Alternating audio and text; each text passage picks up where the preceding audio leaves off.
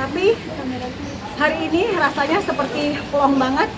Masyarakat Indonesia yang selama ini menjadi korban dari segala kebohongan, segala tipu daya, ucapan dari tersangka DRL akhirnya mendapatkan jawabannya. Apresiasi terhadap Polda Metro Jaya yang Doktif yakin ini suatu gebrakan yang sangat luar biasa. Dengan tekanan yang Doktif tahu, Polda Metro Jaya sangat hebat, merah putih tegak lurus. Dari awal Doktif yakin Polda Metro Jaya tidak mampu untuk disiram oleh pihak manapun. Ya, jadi di sini Doktif juga mengucapkan terima kasih kepada seluruh masyarakat Indonesia yang selalu mengawal kasus ini. Meskipun kadang-kadang Doktif drop ya, down. Doktif manusia biasa, tempatnya salah, tempatnya hilaf. Kadang-kadang Doktif juga mengucapkan kata-kata yang mungkin kasar ke masyarakat Indonesia, para buzzer-buzzer, Doktif mohon maaf, buzzer-buzzer tersangka DRL. Tapi Doktif kali ini mohon sadarlah kalian, ya, sadarlah, menjadi buzzer itu adalah rezeki yang haram, ya. Kalian buka mata dan hati kalian. Begitu banyak korban masyarakat Indonesia, ratusan miliar yang sudah diambil, ya, dan dia wajib untuk mempertanggungjawabkan itu, ya. Jadi untuk tersangka DRL, Doktif yakin kamu nggak boleh pegang handphone, ya, di dalam. Tapi mungkin nanti ada yang bilang kepada istrinya, saudara DRE, tolong nasihati suami Anda, jangan lagi membuat konten-konten yang menyudutkan Doktif. Bahkan dia bilang bahwa tidak pernah memberikan uang damai, itu semua bohong, ya. Jadi DRL, Doktif tadi juga menanyakan kamu nggak bisa berbicara di depan jurnalis, padahal itu yang kita tunggu semua, ya. Jadi alhamdulillah, terima kasih. Insya Allah besok Doktif akan syukuran. Doktif juga akan bawa teman-teman juga buat kita buka bersama, ya. Tadi kan udah dihubungin, kita buka bersama. Insya Allah besok kita syukuran bersama juga dengan teman-teman tunanetra, teman-teman panti asuhan yang sebenarnya Doktif nggak pengen show off, tapi mungkin kalau buka puasa bersama teman-teman mungkin Doktif akan tampilkan. Tapi kalau bersama dengan teman-teman tunanetra enggak, karena sebenarnya Doktif bingung ya, ini senang tapi ada sedihnya. Sedih kenapa? Ya bagaimanapun juga seorang DRL itu kan seorang dokter ya. Tapi dibilangi pelan-pelan dari 3 tahun yang lalu Doktif melaporkan ke ID, tidak ada teguran sama sekali. Kalaupun sudah disidang, mengulangi kesalahan yang sama dan lebih menjadi-jadi. Bahkan, mana tadi tuh? Apa? Pak Doni mana? Ini, ya, di sini Goddess Hair, ya, Goddess Hair Intensive Scalp Treatment. Ini adalah produk yang diproduksi oleh pabriknya. Jadi sekarang dugaan penipuannya lebih besar. Kenapa? Karena dilakukan oleh pabrik dari tersangka DRL. Setelah Doktif uji lab, di sini ada kandungan yang namanya ascorbic acid. Ternyata di sini tidak pernah ada kandungan ascorbic acid. Artinya apa? Skala penipuannya lebih besar. Ya, dugaannya Doktif lebih besar. Mengarahnya ke pabrik yang dia punya. Dan ini salah satu barang buktinya. Ya. Komposisi di dalam sini yang dia klaim tidak ada, tidak terdeteksi. Artinya apa?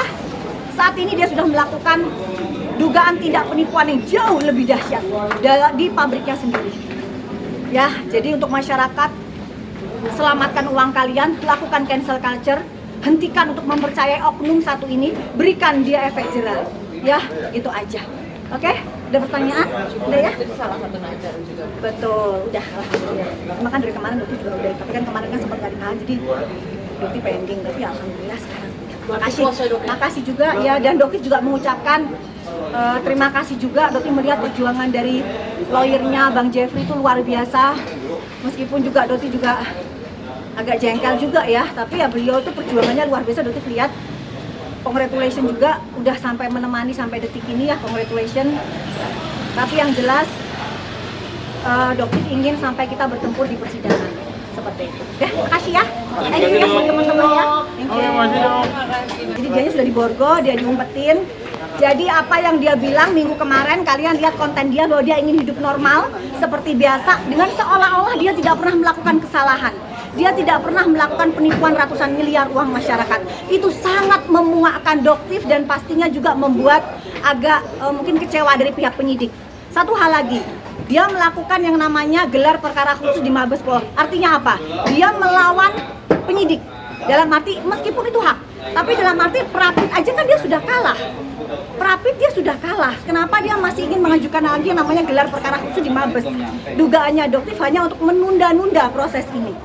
Ya, tapi alhamdulillah wa syukurilah malam ini saudara tersangka DRL bisa menginap di dalam tahanan rutan Polda Metro Jaya. Dok, Ramadan pertama DRL ditahan, bagaimana menanggapi dok? Kasian nggak sama keluarga-keluarga? Kalau kasihan ya otomatis ya, terutama terhadap istrinya juga pasti ya dia kecewa. Tapi setidaknya ini adalah bentuk bentuk bahwa apa yang dokter lakukan, perjuangkan itu adalah sesuatu yang fakta apa adanya. Ya, dan korbannya bukan hanya Doktif tapi jutaan masyarakat Indonesia dengan angka kerugian senilai ratusan miliar rupiah. Jadi dan itu dilakukan oleh oknum dokter, sangat tidak layak.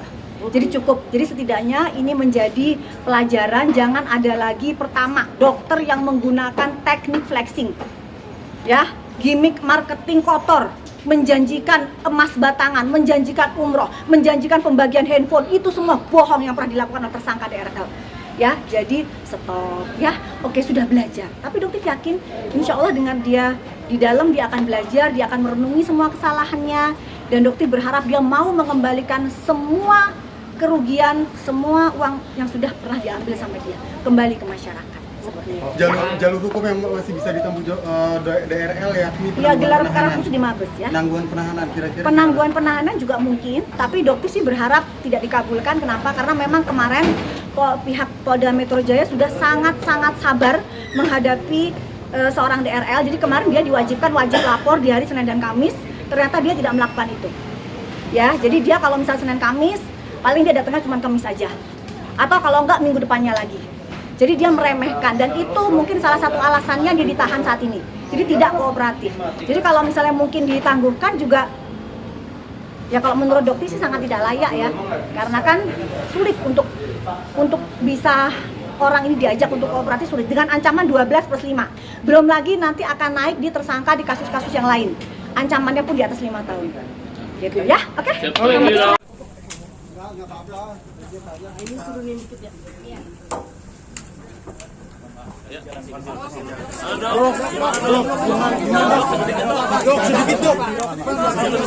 Gimana dok tadi hasil pemeriksaan dok sementara dok. Sana. Ditahan dia.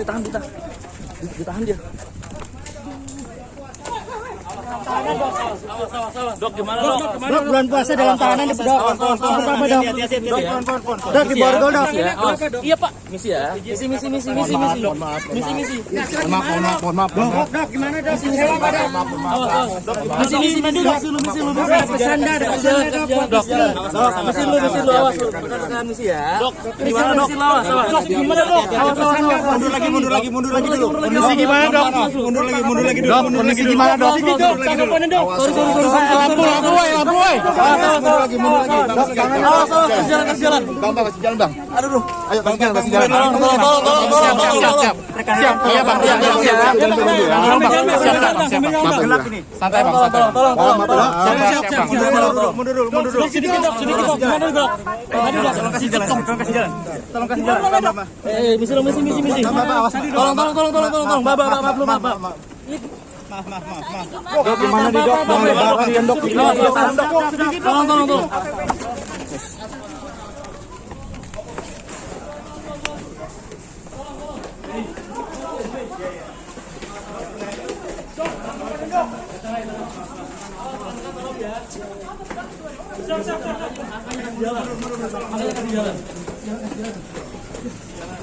Dok, gimana dok? Ditahan dok. Awas. Kasih jalan. Dok, ini gimana? Awas. Tolong. Bapak, tolong ya. Tolong. Ini tolong. kita mau lewat. Awas, kita mau lewat. Kita mau lewat.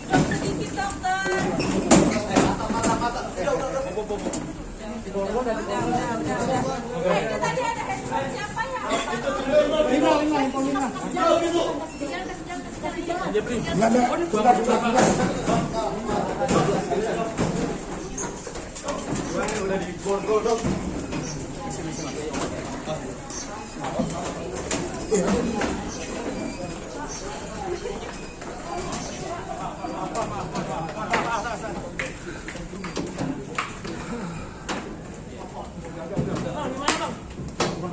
Bang, gimana bang? Bang. Bang. Dok.